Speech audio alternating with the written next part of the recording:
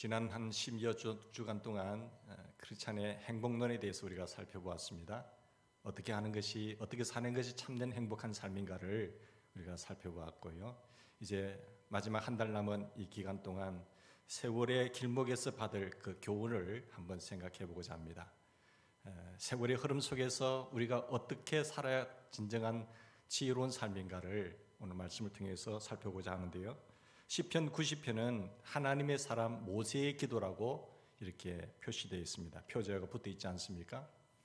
참 지혜롭고 하나님께 충성된 모세가 기록한 기도의 문이라는 것이죠. 모세는 BC 1500년대의 사람입니다. 지금으로부터 한 3500년 전의 사람이죠. 그 3500년 전의 사람이 오늘 이 시대를 살아가면서 모든 사람들에게 말씀을 하고 있습니다. 여기 보면 시편 90편에 보면 이스라엘 광야 생활한 그 모습의 자체가 굉장히 우리에게 잘 느껴질 수 있는 문구들이 많습니다. 이스라엘 백성들이 홍해의 길을 많은 땅같이 건너고 난 뒤에 모세는 뭐라고 합니까? 여호와 하나님을 찬양하는 그 찬양시를 출애굽기 15장에 이야기를 하고 있습니다. 그런가 하면 신명기 32장에 보면 한 세대가 죽고 다음 세대들에게 하나님의 축복의 땅에 들어가서 어떻게 삶을 살아야 될 것인가, 그 위대한 교훈하는 그 교훈시가 바로 신명기 32장이라고 말할 수 있습니다. 그런가 하면 그가 인생을 살아갈 때 있어서 가장 지혜롭게 기도해야 할 모세의 기도를 우리가 살펴볼 텐데, 그것이 시편 90편 오늘 본문의 말씀인 것입니다. 시편 90편은 모세가 흘러가는 세월 앞에서 기도하는 내용인 것입니다. 1절 2절 말씀에 보면 첫 번째로 하나님의 영원하심에 대해서 그가 기도하고 고백하고 있습니다. 1절 2절 말씀 보십시다.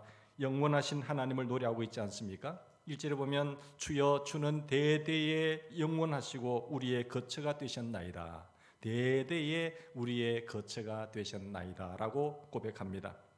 모세는 인생의 시련과 어려움과 역경의 혼란 속에서 지혜롭게 산 그런 지혜로운 원로의 사람이었습니다. 모세는 우주 속에 끊임없이 진행되는 그런 변화들 속에서 변하지 않는 한 가지를 발견한 위대한 사람입니다. 수많은 모든 것들, 창조되고 사라지는 과정 속에서 영원히 변함이 없는 그분은 오로지 하나님 한 분밖에 없다라고 그는 깨달았고, 그 하나님을 찬양하고 기도하며 나아가는 위대한 사람이었습니다.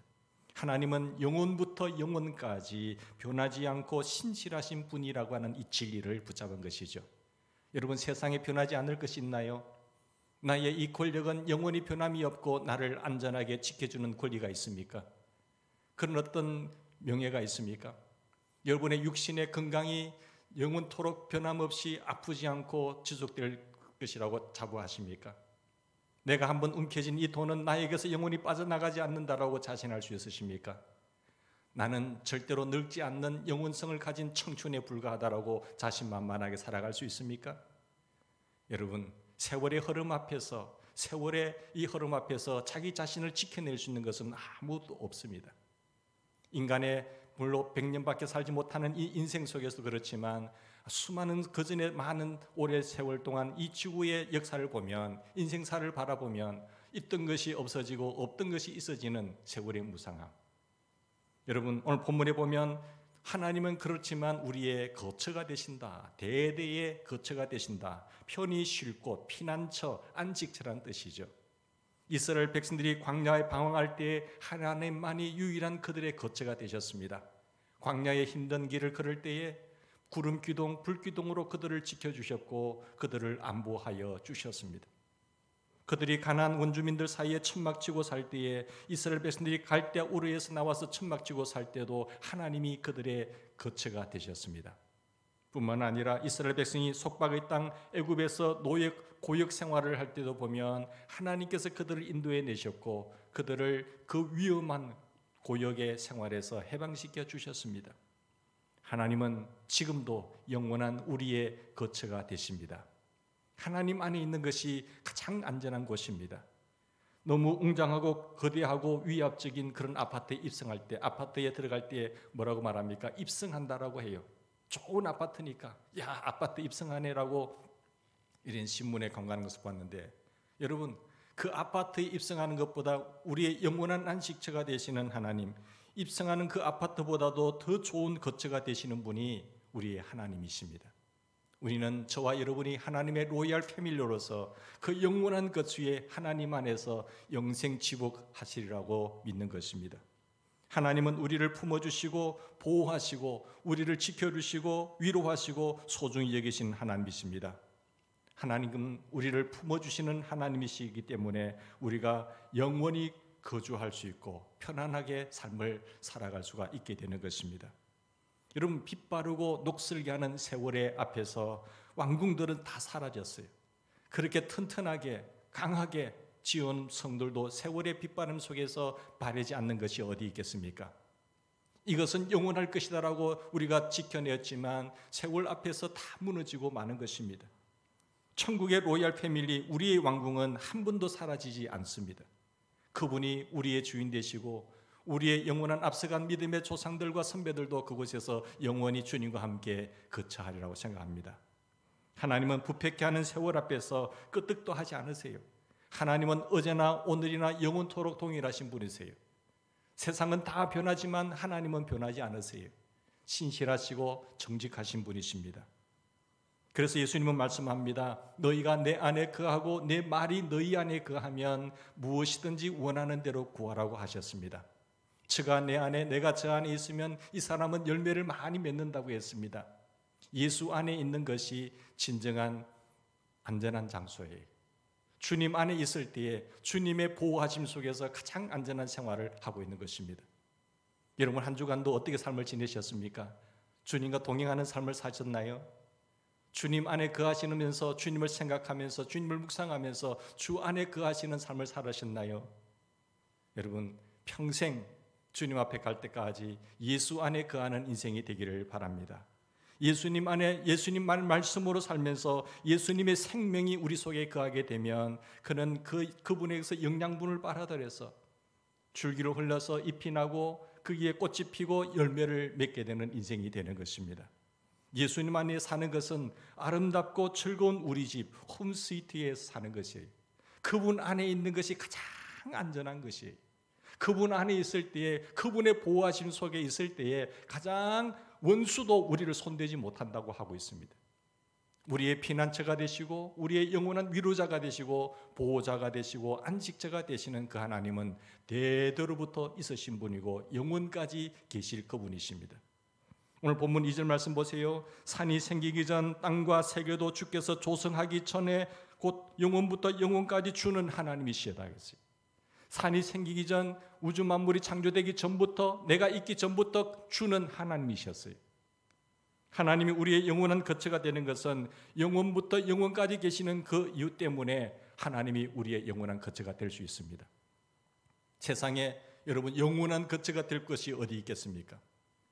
하나님만이 변함이 없으시고 하나님만이 영원히 지존하신 분이시다라는 것이죠. 자연의 거인들이 자연의 모태에서 꿈틀거리기도 전에 하나님은 이미 스스로 계셨습니다. 세월의 눈이 덮인 산도 하나님 앞에서는 어제 갓 태어난 산에 불과한 것이라고 출생의 비유를 들어서 우리에게 말씀해 주고 있습니다.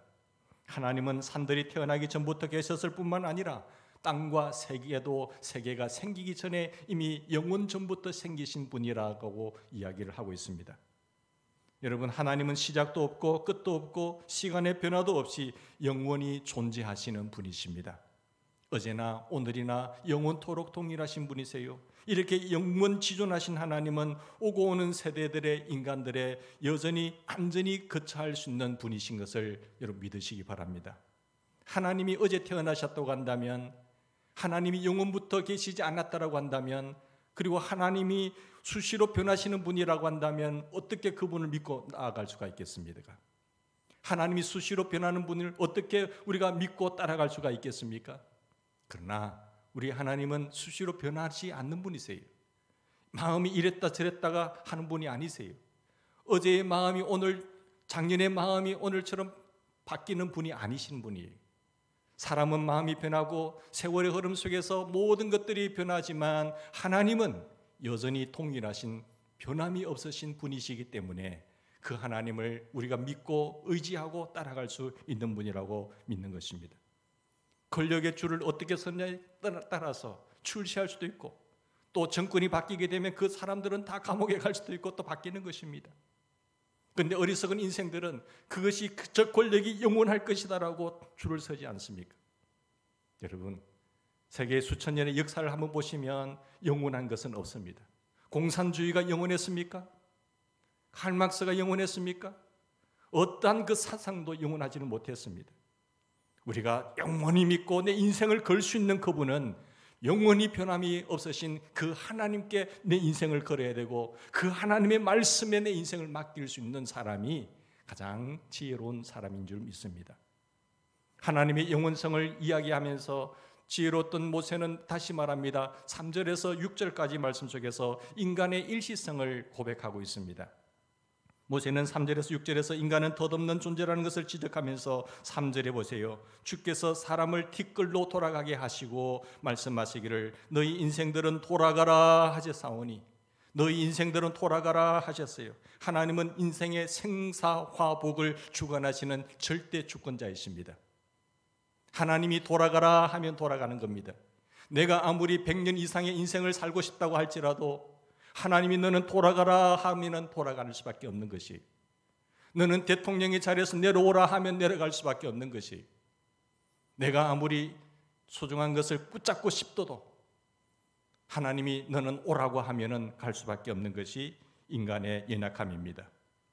흙으로 돌아오라고 할 때에 그 명령을 거부할 자 어디 있겠습니까? 그 명령을 하나님 무시할 자 어디 있겠습니까? 그런 거절한 인생이 지구촌에 그 누구도 존재하지 않습니다. 흙에서 온 인생은 흙으로 부서지고 가루가 되어갈 때에 그 명령을 누가 거절할 수가 있겠습니까? 지금까지 하나님의 그 명령 앞에 거절한 사람 보셨습니까? 여러분, 엔트로피라고 하는 인력학 제2법칙이 있습니다. 이것은 모든 에너지와 모든 물질과 에너지는 다 뭡니까? 달아진다는 거예요.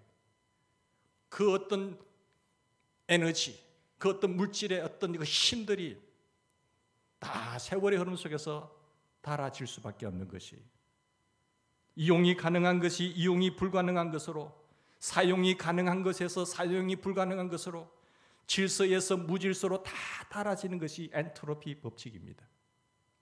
여러분, 영원히 본 상태에서 변함도 없고 달아지지 않는 인생이 있습니까? 그런 물질이 있습니까? 아무리 새 것이라고 하더라도 세월이 흐르면서 다 달아지는 거예요. 하나님이 흙으로 돌아가라 하시기 때문에 인간이 죽는 것입니다. 엔트로피는 인간과 만물이 하나님의 명령에 순종한다는 것을 증명하고 있습니다. 다 보여주고 있는 것입니다. 그 어떤 물질과 지식과 권력이 나를 지켜줄 수가 없습니다. 인간은 흙에서 왔다가 흙으로 돌아가는 존재입니다. 참으로 덧없는 존재입니다. 하나님은 영원하시지만 인간은 일시적입니다. 인간은 일시적일 수밖에 없어요. 그러나 인간이 영원할 수 있는 방법이 있는데 그것이 영원하신 하나님과 연결이 되는 것이에요. 영원하신 예수님이 생명이기 때문에 예수가 있는 자에게는 생명이 있고 예수가 없는 자에게는 생명이 없어요. 우리가 영원한 존재가 될 수 있는 비결은 그 살아계신 하나님과 연결되어지는 이 사건 속에서 우리는 영원할 수가 있습니다. 사랑하는 여러분, 4절 말씀 보세요. 주의 목전에는 천년이 지나간 어제 같으며 밤의 한순간 같을 뿐이다라고 말하고 있습니다. 창세기 5장에 보면은 많은 인물들이 있지 않습니까? 아담이 처음에 창조되었을 때 몇 세를 누리다가 이 세상을 떠났습니까? 930세의 인생을 떠납니다. 셋은 912세를 살다가 떠납니다. 에노스라고 하는 사람은 905세를 살다가 떠납니다.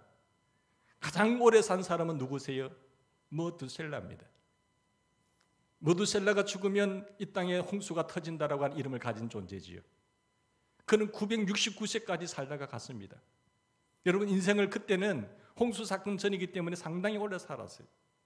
이 오존층의 보고 속에서 인간들은 질병도 없었습니다.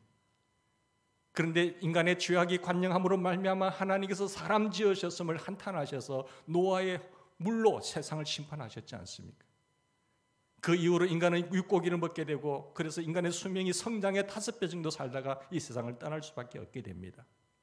여러분, 그 당시에 한 천세까지 살았다고 볼 때에 천세라고 한다면, 천년이라고 한다면 엄청난 긴 세월 아니겠습니까? 천년이면 왕국들이 흥하고 망하는 그런 어떤 나라들 많이 보게 될 거고, 수많은 사건과 사고들이 일어날 수가 있지 않습니까?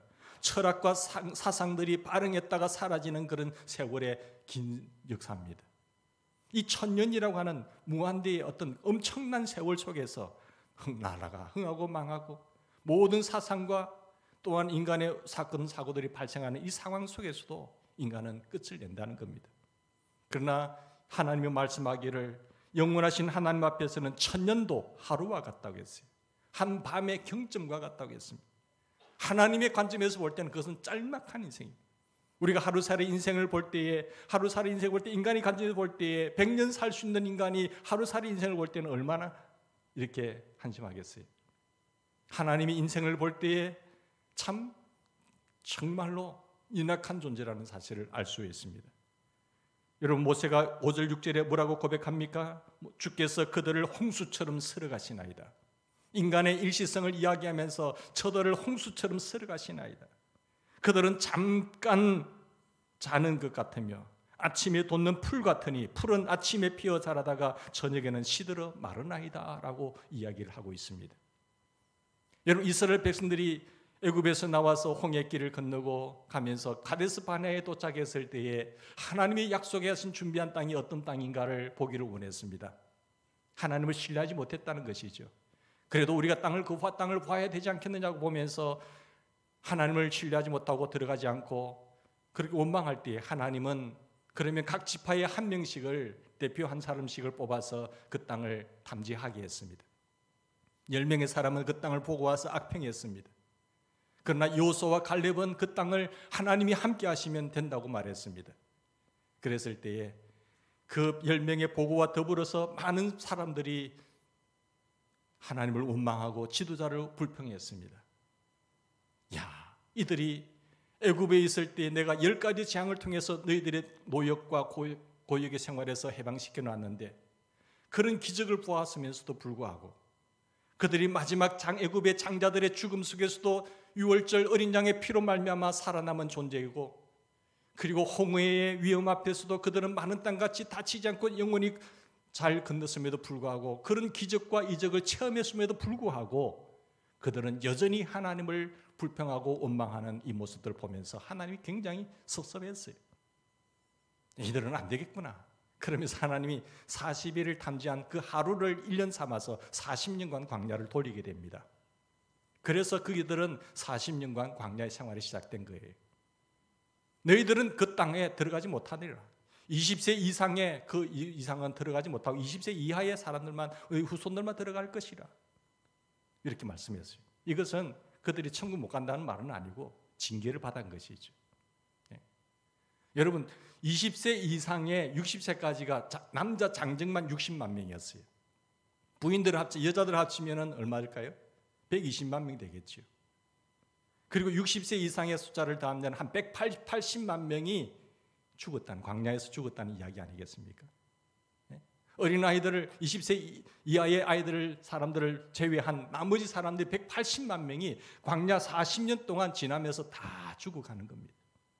이걸 계산을 한번 해보니까 180만 명이 40년 동안 죽었으니 매해 몇 명 죽은 줄 아세요? 4만 5천 명 죽었어요. 매달 4천 명씩 죽어나갔습니다. 매일 120여 명이 죽었고 매 시간 약 5명이 죽었습니다. 매 시간 매일 매달 계속 곡하는 소리 나는 거예요. 여기도 초상집, 저기도 초상집, 여기도 통곡 소리, 저기도 통곡 소리. 40년 동안 죽어나가는 거예요. 40년 동안. 몇 명이 죽어나갔다고요? 180만 명이 죽은 거예요. 하나님의 징계가 이렇게 무서운 겁니다. 홍수처럼 쓸어가나이다. 여러분, 인간이 교만해서 나갈 때에 홍수로 심판을 한번 받았지 않습니까? 뿐만 아니라 시대의 악함 속에서 유럽에 불었던 그 전염병들, 흑사병들 보세요. 수천만 명이 죽었지 않습니까? 또 인간들이 에이즈라느니 뿐만 아니라 메르스, 코로나 이런 것, 또 약품이 개발되겠죠. 그러나 또 다른 것이 또 나오는 거예요. 인간이 교만하고 하나님을 경외하지 않을 때에 100세밖에 살 수 없는 연약한 인간들이 본래의 인간의 주인을 모르고 내 스스로 잘 살게 될 때에 하나님은 징계할 수밖에 없고 심판할 수밖에 없는 것입니다. 그럼에도 불구하고 우리 하나님은 우리를 사랑하셔서 독생자 예수님을 이 땅에 보내주셨어요. 인간은 죄인이고 우리가 주인을 몰랐습니다라고 회개하는 자에게, 예수님을 다시 주인으로 모시는 자들에게는 영원히 살 수 있는 은혜를 주시는 것입니다. 이 사실을 거부하는 인생들은 인생의 짧은 인생 속에서 가장 중요하신 주님을 만나지 못한다고 한다면 그 인생은 불행한 인생이에요. 물론 우리의 선택은 자유이지만 젊을 때에 학생철에 공부할 수 있을 때에 성실히 미래를 바라보면서 꿈을 꾸고 열심히 달려간 사람들은, 선택을 잘한 사람들은 노후에 한 50, 60년이 편하시겠죠. 그러나 인생에 내가 주어진 기간 동안 선택의 잘못으로 인해서 영원히 내가 지옥에서 형벌을 받는다고 한다면 어디서 통곡하며 그것을 회복할 수가 있겠습니까? 사랑하는 여러분, 우리는 지혜로운 하나님의 사람들 되기를 바랍니다. 잠시 왔다 가는 인생 속에서, 홍수로 설어버리는 인생 속에서 하나님을 붙잡는 영원하신 하나님과 연결되어진 인생이 되기를 주의 이름으로 축원합니다. 인생은 홍수처럼 쓸려갈 뿐만 아니라 꿈만 같은 거예요. 또한 말라버리는 풀과 같은 인생 속에서 인생은 또한 놀라운 향기를 품면서 아름답게 저녁이 되면 질 수밖에 없는 꽃과 같은 인생이란 것을 우리가 기억했으면 좋겠습니다. 사람이 언제 바르게 사는 줄 아세요? 사람이 바르게 사는 때가 언제인 줄 아세요? 인간의 존재 가치를 깨달을 때 사람은 그때부터 바르게 삽니다. 자신의 실체가 어떠한 존재인지를 정확하게 알 때 인생은 바로 사는 거예요. 이걸 모르면은 영원히 허랑방탕하면서 살아가는 거예요. 자기가 여전히 주인인 양, 돈 있으면 된다, 권력이 있으면 된다는 식으로 살아가는 거예요. 그러나 인생을 생각해보고 우주를 생각해보고 하나님을 생각해보면, 그 전능하신 영원하신 하나님과 인간의 관계를 생각해보면 인간의 실체가 어떠한 존재인가를 알면 그때부터 바르게 사는 겁니다. 여러분, 내가 인생을 아무리 오래 살고 싶다고 하더라도 1000년 만년 살 수 있는 것이 아니에요. 100년 인생이라고 하지만 여러분 100세 인생까지 얼마, 100세 인생을 사는 분들이 얼마나 많이 있습니까? 얼마 되지 않아요. 그러면 하나님이 오라고 하면 가야 되는 거예요. 인간이 한번 죽는 것은 정한 이치요, 그 후에는 심판이 있다는 사실을 여러분 믿으시기 바랍니다. 정경일 씨가 쓴 마흔으로 산다는 책에 보면 그가 이야기합니다. 평준화의 법칙을 이야기하고 있어요. 절대적이는 않지만 인생은 무엇인가를 한번 생각하게 하는 그런 이야기인 것 같습니다. 그가 평준화의 법칙을 이야기하면서 40대는 욕망의 평준화라고 이야기를 했어요. 누구나 가족들은 먹여 살리고 사회적 성공을 거두기 위해서 발부둥치며 애쓰는 나이, 그때까지 열심히 공부하고 노력해서 40대가 되면 그런 정도 차이가 나지 않습니까? 욕망의 평준화가 이루어지는 시대가 40대예요. 50대는 지식의 평준화가 이루어집니다. 명문대를 졸업한 사람이나 초등학교를 졸업한 사람이나 50대가 되면 거의 비슷합니다. 그전에 명문대를 나와서 좋은 출세길을 걸은 사람들은 그때까지 출세를 다 한 사람이에요. 그러나 지식은 그 정도까지 끝나는 것입니다. 그게 그거라는 겁니다. 60대가 되면 외모의 평준화입니다.